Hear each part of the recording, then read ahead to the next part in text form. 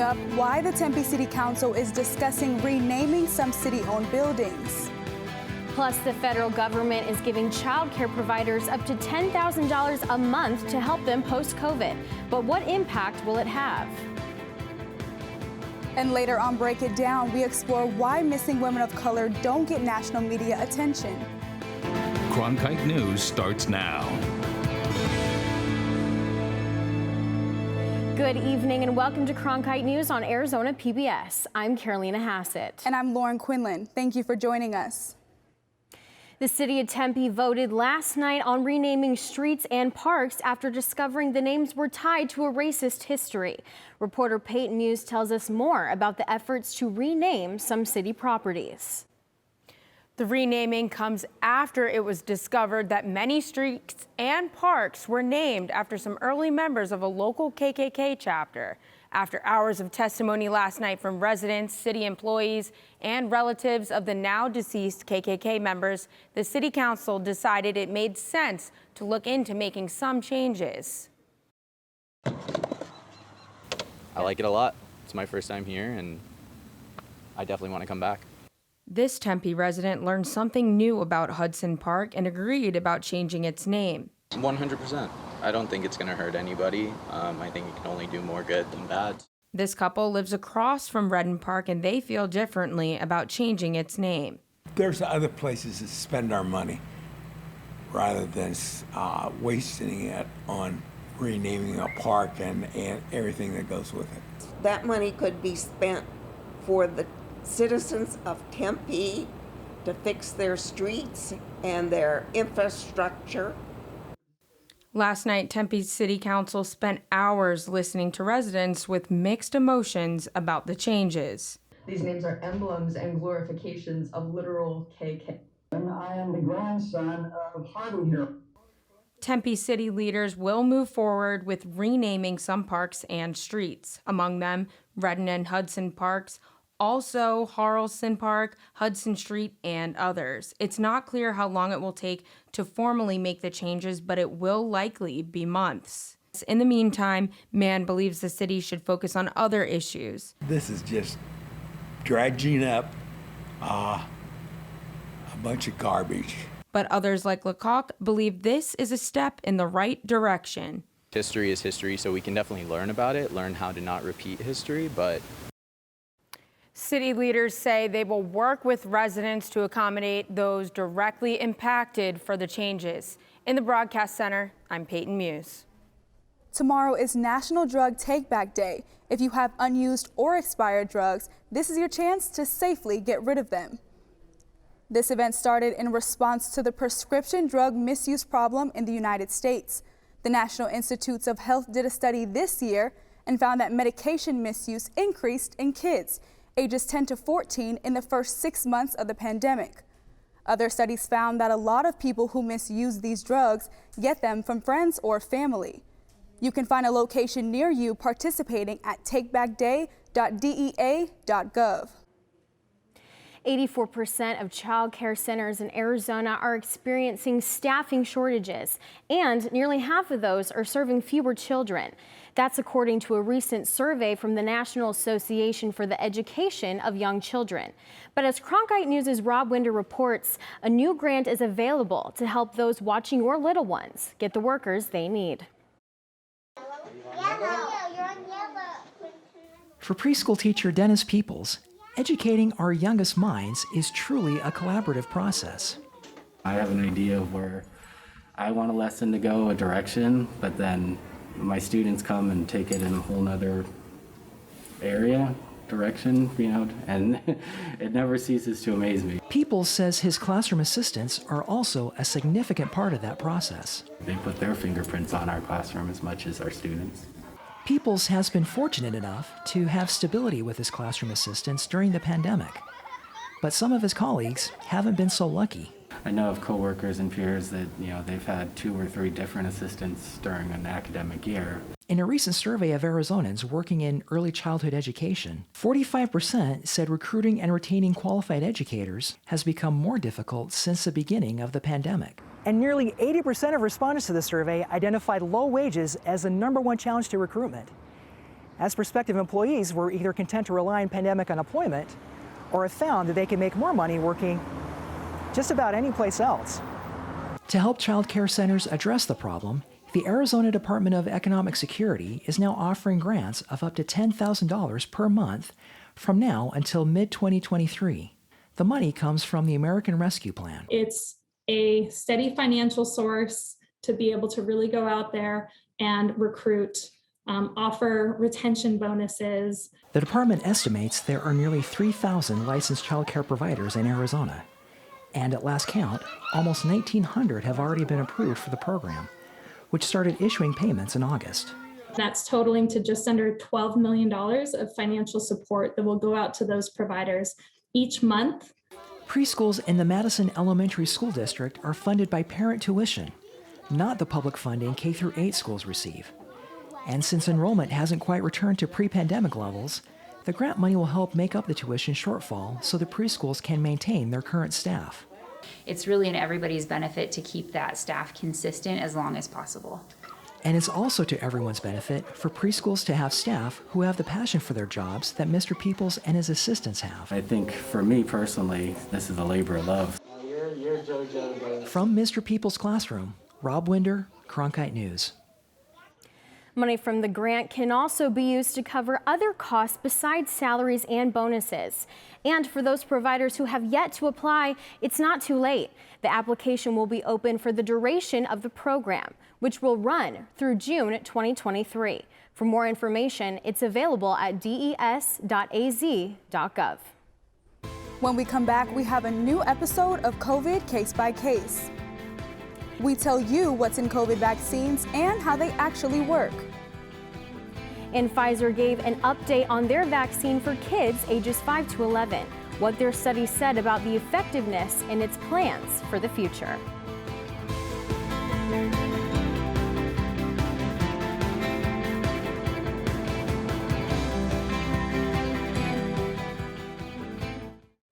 She's the White House correspondent for the PBS NewsHour. It has been a historic and traumatic week in Washington, D.C. Former reporter for the New York Times, political analyst for NBC, and multimedia journalist at USA Today. Join me this week and every week for a critical look at this week's top news stories. Yamiche Alcindor, the new moderator of Washington Week. Friday nights at 7 on Arizona PBS. It's prime time on your time. Watch Prime Afternoons every weekday on Arizona PBS. Did you miss a show in the evening? Then catch up on Prime Afternoons, your favorite dramas. No more bloody heroics. Antiques Roadshow. Really? Nature and Nova. It's time to reintroduce some wonder into this miracle of nature. All of the best from PBS on Prime Afternoons. Weekdays starting at 1:30, only on Arizona PBS. Pfizer says its vaccine for kids ages 5 to 11 is 90.7% effective against the COVID-19 virus. The announcement comes ahead of their key meeting with the FDA vaccine advisors, who they are seeking emergency use authorization from. Pfizer says it conducted the trial that included about 2,000 kids, and twice as many kids received the vaccine rather than the placebo. Pfizer is proposing a 2-dose regimen for the age group. The vaccine advisors will meet on Tuesday to decide whether or not to recommend the authorization of the kids' vaccine. More than 50% of people in the U.S. are fully vaccinated against COVID-19, but many remain hesitant about getting their shots. In this week's episode of COVID Case by Case, Cronkite News reporter Camila Williams tells us what exactly is in the vaccines and how they work. Welcome to Case by Case. I'm Camila Williams. A few weeks ago, we talked about the difference between emergency and full FDA approval of the vaccines. This week, I thought I'd give you some more information about the main genetic material of the shots and how the vaccine works once it enters your body. So today, we're answering the question, how does the vaccine work? I talked with Dr. Erin O'Connor, a medical toxicologist at Banner University Medical Center and Phoenix Children's Hospital.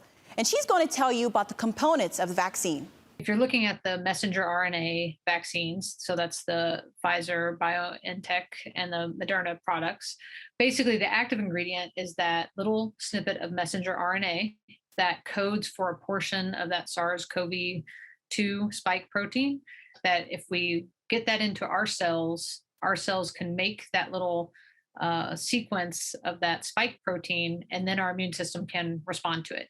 So that's the nuts and bolts of the vaccine. That's what the active ingredient is. But in order to get that into our cells, we have to have vehicles and we have to have other products to make it absorbed and taken up by the cells. And that's where the inactive ingredients come from. That was a lot of information, but let me break it down for you. The messenger RNA teaches the cells in your body how to make a protein that would trigger an immune response to protect you from getting the virus. Now, the vaccine doesn't contain the virus or any portion of the virus, and it won't change your DNA in any way, shape, or form. What the messenger RNA will do is teach the cells in your body to make a copy of the spike protein that characterizes the COVID virus. Your body will recognize that protein as foreign and trigger an immune response. In the future, if you are exposed to the SARS-CoV-2 virus, your body will fight off the real virus and markedly reduce the chances of hospitalization or death from COVID. When I got the vaccine, I had a mild fever, headache, and chills. And according to the CDC, that means the vaccine is working and those symptoms are normal. Go to vaccines.gov for more information about the vaccine providers near you. In the Broadcast Center, Camila Williams, Cronkite News. It has been so nice outside for most of the month of October, and that isn't going to change anytime soon. Evan Liss is in the Weather Center with more. Looking at what you need to know for the weekend and beyond, we have a warm weekend coming up before a cold front moves through on Tuesday. It's going to be pretty strong. It's going to bump down our temperatures a fair amount, and then heat returns at the end of next week with high pressure coming back in. We have high pressure right now parked to our east, and that's keeping our temperatures up and our skies pretty clear. Now I'm going to zoom out and fast forward a little bit to Monday, when I want to point out a huge weather event that's happening in coastal California, or actually all of California is going to be feeling it. We have a deep trough of low pressure. It's going to bring a lot of precipitation to the state, a lot of snowpack to the high terrain, and they're really worried about flash flooding and debris flow because of all the burn-scarred areas due to wildfires in the state. By the time the system gets to us, it won't have that much moisture to play around with. The model shows that there will be rain in the lower parts of the state. That's probably not going to happen. We're just going to see it more likely than not in the high terrain.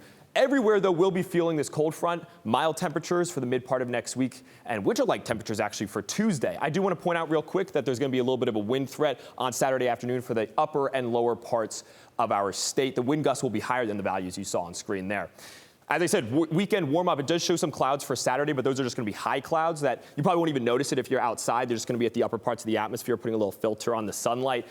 Big cool down on Tuesday, 76 degrees, winter-like temperatures with that really strong cold front moving through, keeping us mild for the mid part of next week before we warm up at the end of next week. 88 degrees on Friday as high pressure moves back in. I'm Evan Liss in the Cronkite News Weather Center.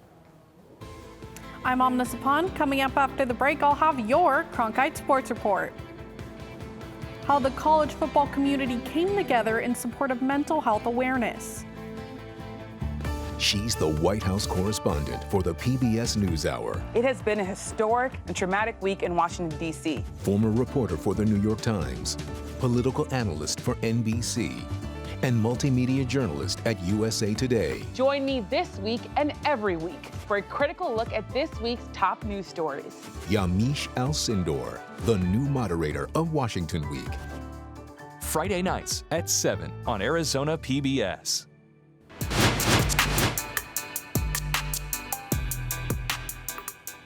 Welcome back. I'm Amna Sapon, and here is your Cronkite Sports Report.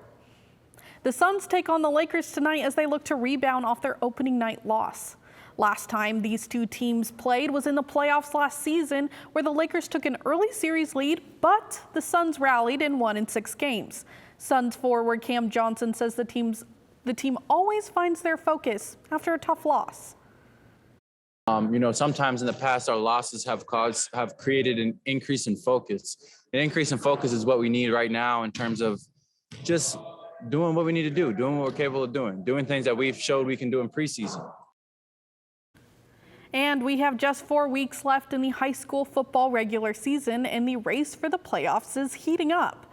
Tonight we have 3 top 10 matchups with major open division playoff implications. First, top Drake Chandler will travel to Queen Creek.